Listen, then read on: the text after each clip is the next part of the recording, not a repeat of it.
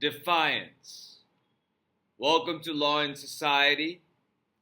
Please subscribe and let us talk about how Donald Trump's Department of Justice defied Judge Sinis's order and how the judge handled, with due regard, the hearing where Donald Trump's DOJ essentially had no answers for anything that Judge Sinis ordered. So the government was setting this up to be a constitutional fight, saying it's impracticable for the government to reply and comply with the court orders in such a short period of time. So what the judge did was she said, okay, fine, I understand that. And when can you give us information? They said on Tuesday. And the judge said, I would like daily updates. And so Judge Sinis sort of gave her initial order, which DOJ clearly defied because they didn't file a brief. And then a DOJ official came and said that they would be able to get some information to the judge by Tuesday. And I think that when Tuesday arrives and the judge will get daily briefings or daily reports on what is happening with this particular case. Now, you can see the DOJ you saw that this is defiance of a court order. If this was a DOJ in the normal course of business, it would comply with this district court's order that was amended to comply with the Supreme Court's order. And while the Supreme Court gave Donald Trump an out with the effectuate ambiguity, Judge Sinis clarified that by directing the government to comply with bringing Mr. Garcia back. And then gave a schedule which inadvertently sort of backfired for the judge and the judiciary because they didn't give enough time, not even 24 hours, for them to for DOJ to prepare a brief. So, but she sort of in the hearing takes into consideration this due regard and impracticable argument that DOJ presents and says, fine, you can give me that information on Tuesday, but you're going to give me daily updates on what's happening with this, where he is, what the government has done, and what the government is planning on doing on a daily basis. So all of this is happening in the court. Judge Sinis understands the urgency of this. For some reason or another, Donald Trump's DOJ does not want to concede any ground, despite the fact that the Supreme Court has now made this order that you are entitled to due process of law if you are within U.S. jurisdiction, if you are on American soil, if you are legally here, and even if you're not legally here, you are afforded due process if you are undocumented before you are sent back to where you came from. So, a written order will be released on this. And I read Ann Bauer's sort of blue sky transcript for this to get an idea of what this hearing was. And you can go to my Blue Sky page, and I have reposted that thread. It's an informative. essentially word for word transcription of what happened in court at the hearing, and I think that it will be informative. One of the things that Ann Bauer posted later was sort of Donald Trump was being asked about compliance with the court order. And Donald Trump says about the Garcia case, without knowing what's in the case or the specifics of it, he says, if the Supreme Court said bring somebody back, I would do that. I respect the Supreme Court. The reporter asked, and the lower court as well? Trump, oh, no, I'm not talking about the lower court. I have great respect for the Supreme Court. So, I don't think Donald Trump understands exactly how the judiciary works, but maybe he does in a very in a manner that is hierarchical, and only the Supreme Court can tell him what to do. That's his sort of quasi-imperial place where he will comply with the Supreme Court's order, but there's ambiguity of whether he will comply with an order like the one that Judge Sinis made, and that's why you can see this sort of, tug of war between the government and the judiciary in this case, and this is how erosion of the judiciary begins. Congress has also hinted that it may dissolve certain districts. And Congressman Donald can get that accomplished, although I think Senate would get in the way. They can also appropriate and then disperse less money to the judiciary. But until they do all of that, they have to comply with the court orders.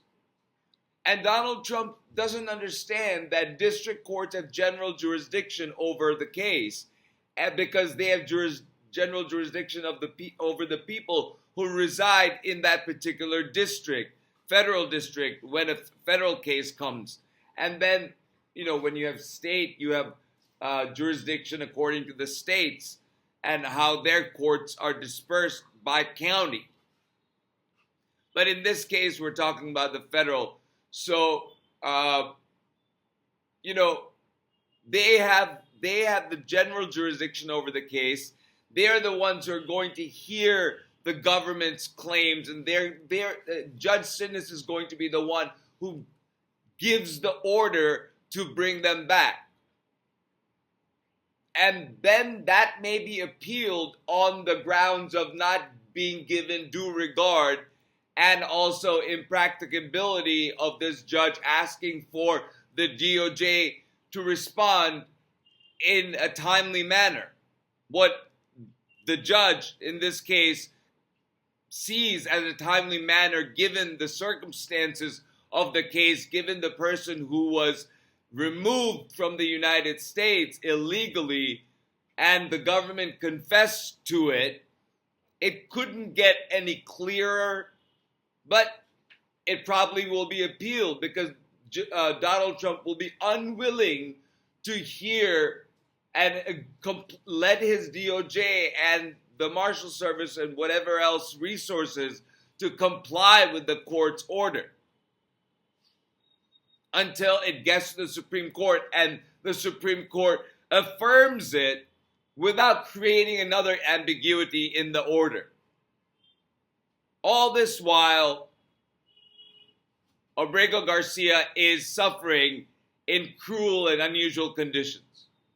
And we have no news yet about the cases being filed for the rest of the hundreds of people who have been removed from the United States and sent to this terrorist prison in El Salvador. Nothing about Andre, the gay makeup artist, and there's a lot there in sort of what trauma this is causing for a gay man in this maximum security prison. And you can see the callousness of this administration in a news that ProPublica published, saying Kristi Noem shut DHS's oversight arm. The office investigates thousands of complaints, including on access to medical care, abuses of power at ICE, and reports of rape at detention centers. This will do real harm. So imagine this is the government posture for people who are in detention centers on American soil. Not to say what goes on in those prison cells where there are hundreds of people packed like sardines in a can, and you sort of have to worry about somebody like Andre, who clearly does not belong there, but we don't know anything about him yet. Now, a Louisiana federal court, I think it's an immigration court gave government permission to deport Mahmoud Khalil, the graduate student from Columbia University, who is a green card holder with an American wife and an American child in New York. And I hope it is appealed. And proper jurisdiction can't be the jurisdiction of detainment in this case, because he's a permanent citizen and resident of the state of New York. So the proper jurisdiction, if we are to talk about jurisdiction, talk about venue and not bringing it in the right venue, we have to talk about why the government is taking these people from all parts of the country and then taking them to Louisiana. Was the government preparing for the legal hurdles that will come with shipping these people? Were they already forum shopping before they knew the illegality of what they were doing? Those are all questions that are relevant. So with that, I will end this part of the updates and the defiance of the court and give you some more news that came to my attention as I was going through the day. Washington Post reports that NASA's science budget could be cut nearly in half under an early version of President Donald Trump's budget proposal to Congress, a move that would terminate billions of dollars worth of ongoing and future missions. And guess why you would want to do that? So you can subsidize the private industry, which is now dominated by SpaceX, Elon Musk. I'm not saying there's a link there, but I don't know how much more obvious it can be. I mean, there's Blue Origin that is by Jeff Bezos, and there's the Virgin Atlantic going to space and whatever they did there. But the entity that dominates sort of taking people to and from the International Space Station in the United States, now it is subsidized to SpaceX, and cutting nearly half of NASA's budget would severely deplete NASA's capabilities of being able to send their own vessels to the International Space Station, therefore falling back on the private industry, which is now dominated by Elon Musk. Another sort of scary news by the New York Times, this woman, Ksenia Petrova, is a Harvard scientist who fled Russia after protesting its invasion of Ukraine. She has been held captive to the hardline immigration policies of the Trump administration for nearly 8 weeks. She fears if she's deported, she will be arrested because of her stance on the Ukraine invasion. I hope that her attorney files for protective status for asylum atop of affirming whatever legal status that she already has for being in Boston right now, in Massachusetts. And then a sort of weird piece of news came up. This immigration lawyer from Massachusetts, posted on Blue Sky, and it sort of went viral, saying Nicole Miccaroni, I'm not sure exactly how to pronounce the last name. Some personal news. The Department of Homeland Security has given me, an immigration lawyer born in Newton, Massachusetts, 7 days to leave the United States. Does anyone know if you can get Italian citizenship through great-grandparents? I mean, think about how broad this just got. DHS is sending an American citizen a deportation letter who happens to be an immigration attorney. And that sort of a faux pas is gonna get some news. It's gonna get some traction. I mean, they're gonna probably retract their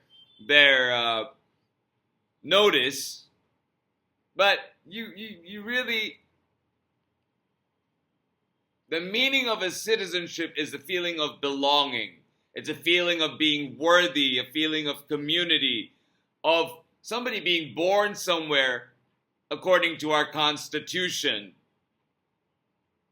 You know, a second generation American or third generation American, and they have to worry about citizenship in America, being free in America. Theoretically, this is the land of the free, America.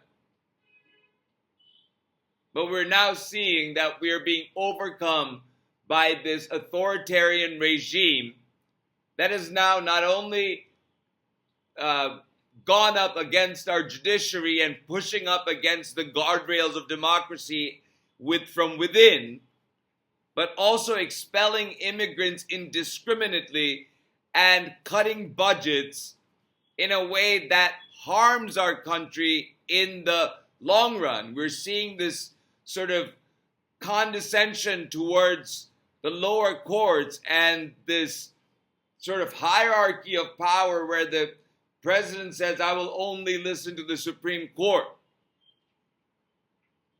And then takes us headlong into a trade war with China, where now everybody has a 10% tariff on their products, but China has 100 and some percent tariffs, which is just, I mean, stupid, because everything will go up. The cost of everything will go up because not only will it go up because of products coming in from China and going to places like Walmart that is ubiquitous in America.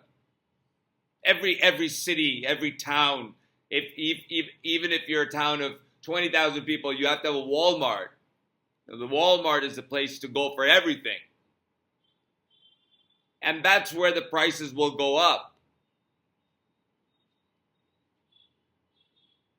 So we, as an American population, have to start thinking beyond just ourselves.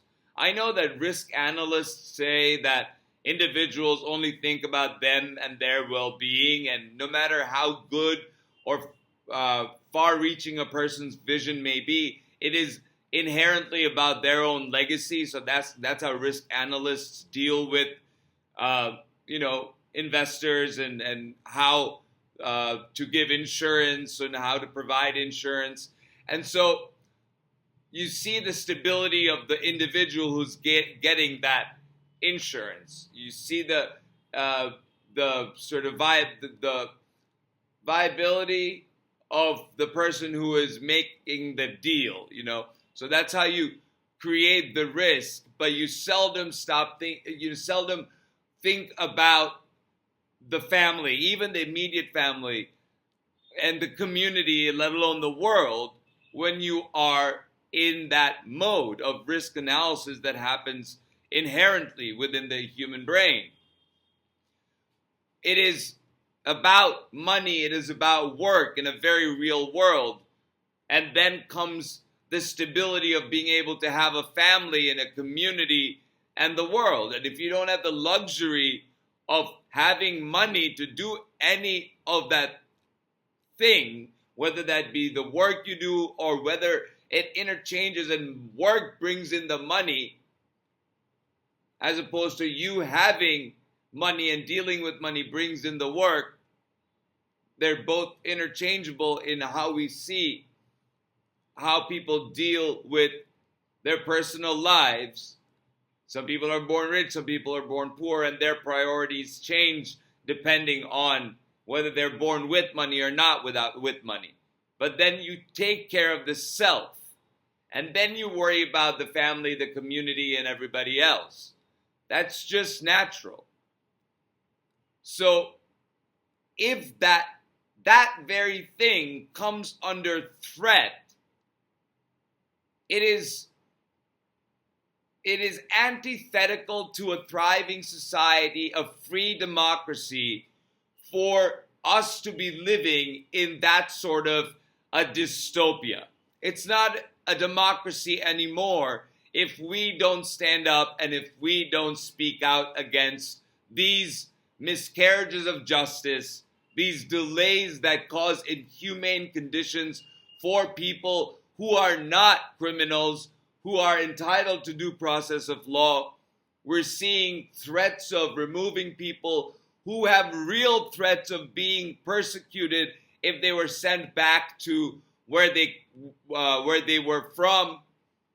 So you see this retraction of the government from the civil rights components of the government that make sure that its employees remain safe and have a thriving work environment. All of this is going to have an impact on what is happening in our country.